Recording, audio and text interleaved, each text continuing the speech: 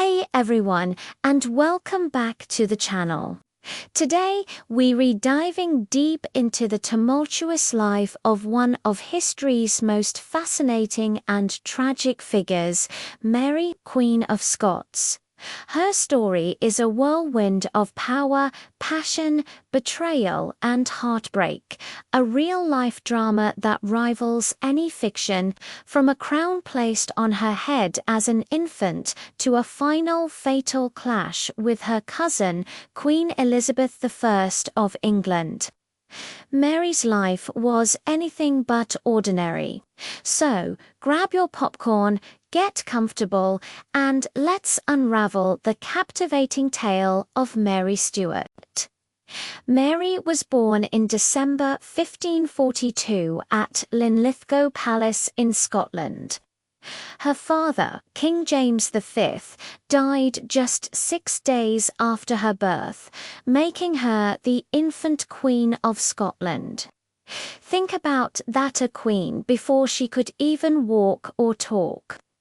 Due to the political turmoil in Scotland, a period known as the Rough Wooing, where England was trying to force a marriage alliance, little Mary was sent to France for her safety at the tender age of 5. This move would shape her entire life. Growing up in the lavish and sophisticated French court, Mary was raised alongside the future King of France, Francis II. She was beautiful, intelligent, and charismatic, excelling in her studies and charming everyone she met. She wasn't just a Scottish queen in exile, she was essentially French royalty. At 15, she married the young Dauphin Francis, and just a year later, in 1559, he ascended the throne, making Mary the Queen of France as well as Scotland. For a brief, shining moment, she held 2 crowns. Can you imagine the power and prestige? She was on top of the world. But this golden era was tragically short-lived. Her husband, Francis, was frail and sickly, and he died just over a year into his reign. Suddenly, at only 18 years old, Mary was a widow.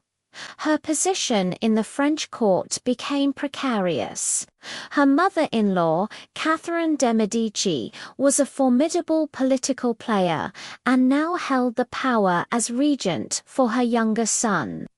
It was clear Mary's future no longer lay in France. So, in 1561, she made the fateful decision to return to her homeland, Scotland, a country she barely knew and which was now vastly different from the one she had left. When Mary arrived back in Scotland, she stepped into a political minefield. The country had undergone a Protestant Reformation in her absence, led by the fiery preacher John Knox. Mary, a devout Catholic, was immediately viewed with suspicion by many of her powerful Protestant lords.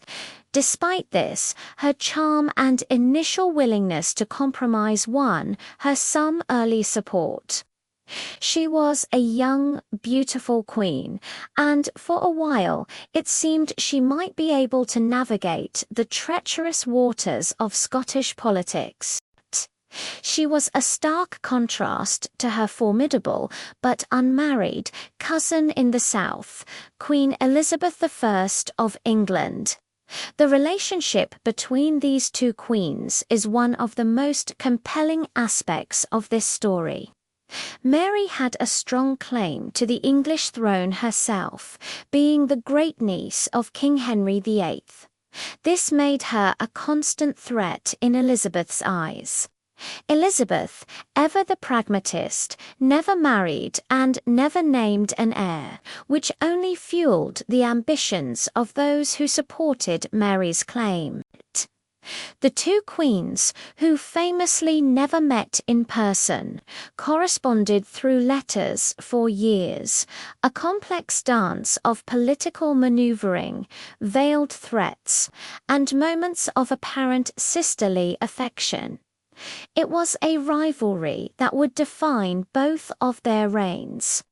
Mary's personal life soon became as complicated as her political one. She needed a husband to secure her throne and produce an heir.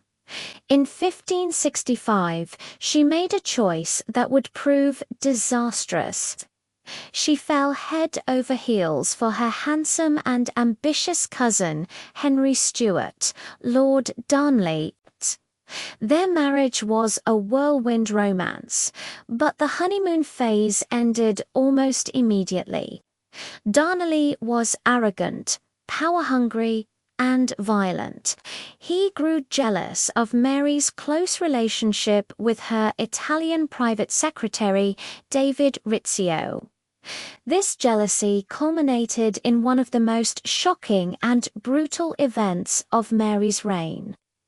In 1566, a pregnant Mary was having supper with Rizzio at the Palace of Holyrood House when a group of Protestant lords, led by a furious Darnley, burst into the room. They dragged the screaming Rizzio out and viciously murdered him, stabbing him over 50 times right in front of the horrified Queen. This event shattered any remaining affection Mary had for her husband. She had been betrayed and terrorized in her own home. From that point on, their relationship was irrevocably broken. A few months later, Mary gave birth to a son, James, who would one day become King James VI of Scotland, and eventually King James I of England. But the drama was far from over. In February 1567, the house where Lord Darnley was staying, just outside Edinburgh, was destroyed by a massive explosion. Darnley's body was found in the garden, apparently strangled. The mystery of who killed Darnley has puzzled historians for centuries. Suspicion immediately fell on James Hepburn, the Earl of Bothwell, a powerful and daring nobleman who had grown very close to the Queen.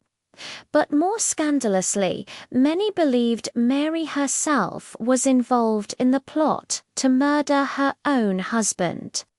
Whether she was a willing participant or simply a bystander swept up in events is still debated. But her next move seemed to confirm the worst suspicions of her enemies. Just 3 months after Darnley's murder, Mary married Bothwell. To the public and to the Protestant lords, this was an outrage. It looked like she had married her husband's killer. This catastrophic marriage led to her downfall.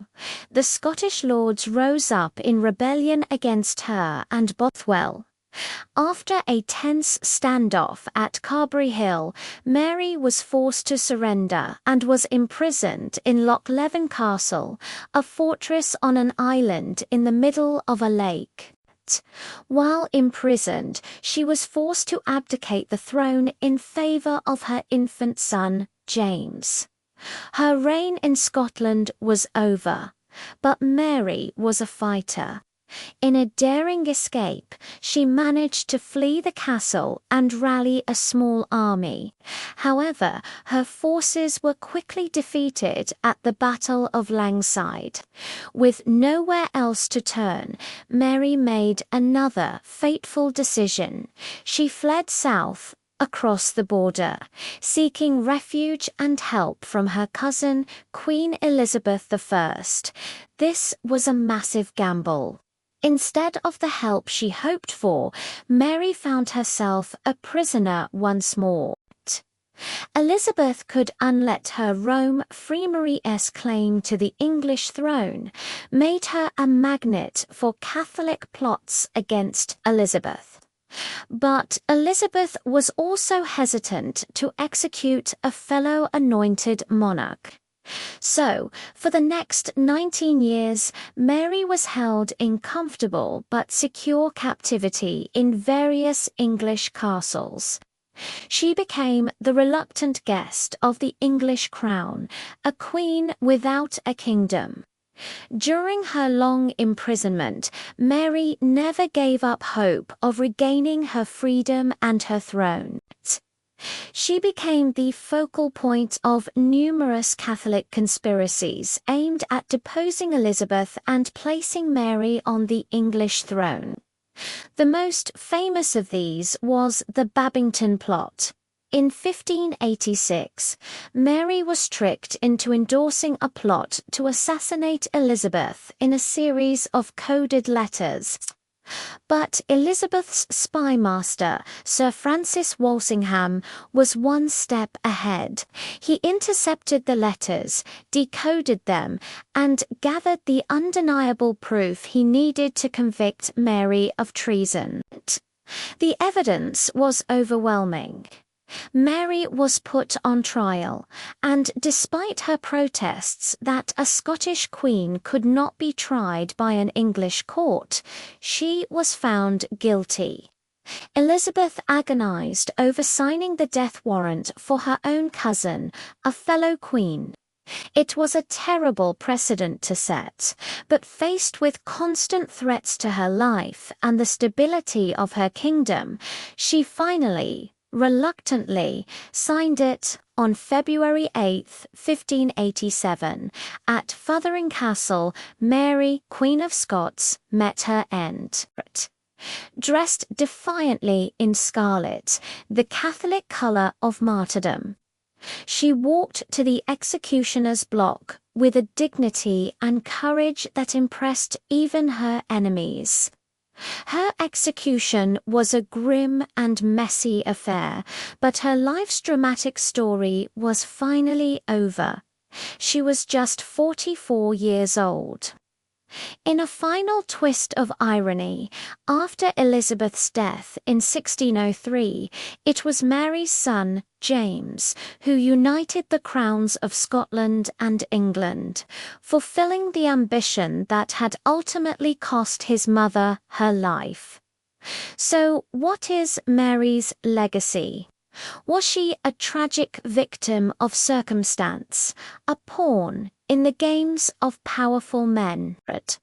Or was she a naive politician who made disastrous personal choices?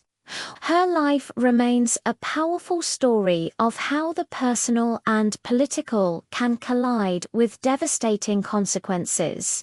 Her tale of love, betrayal, and a relentless struggle for power continues to fascinate us hundreds of years later. What do you think? Was Mary a victim or a villain? Let me know your thoughts down in the comments. Thanks so much for joining me on this deep dive into the life of Mary, Queen of Scots. If you enjoyed this video, please give it a thumbs up and subscribe to the channel for more journeys into history. We'll see you in the next one.